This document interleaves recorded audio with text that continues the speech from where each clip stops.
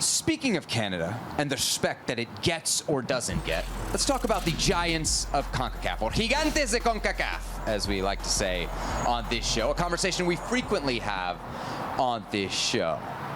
We want to know if Sunday's final will decide who is truly in charge of CONCACAF. But before you hear from us, let's hear what Greg Berhalter had to say about it earlier today. It's not even worth getting into that. What I'd say is we're a team that's developed, we're a team that's improved, and we're a team that wants to keep going. And for us, it's how do we continue to win in our region, and how do we beat world soccer powers in knockout games? And we're going to be tested with that. There's Copa America coming up, and obviously the World Cup, and we're going to have to learn how to beat big opponents in knockout games. That's the next step for this group. All right, Herc, will the new giant of CONCACAF be decided on Sunday's final? Absolutely. Yes. If the U.S. men's national team beats Canada, they're the giant of CONCACAF. Listen, I've said many times that I enjoyed the way the Canadian team played through World Cup qualifying. They dominated World Cup qualifying.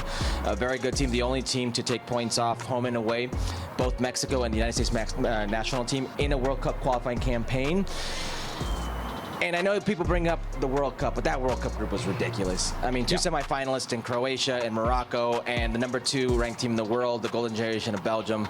It is what it is there. But this Canadian national team, to me, is the real deal.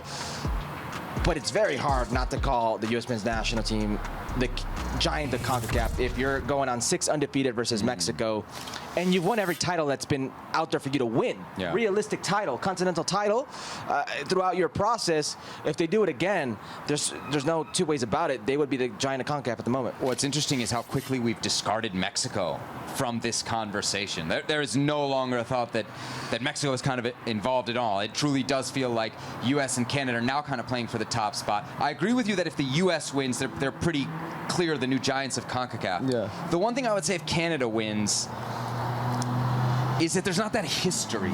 And well, I know we try to focus on the current moment and not go too far back, but giant does tend to make you think like you've been in charge for a while. Like it's not just a momentary If that's the case, then there's no discussion, and it's Mexico, because we're going to go back to 1930s. Okay, let's say recent history, though. I mean, Canada has really, truly just arrived. Right. Can we truly put them at the top of the mountain already? When's the last time the U.S. has beat them twice in the last 5 games? One of those times was a friendly. The other time was in the Gold Cup with the B team. Yeah, so with Canada B team. So yeah, it's a good shout.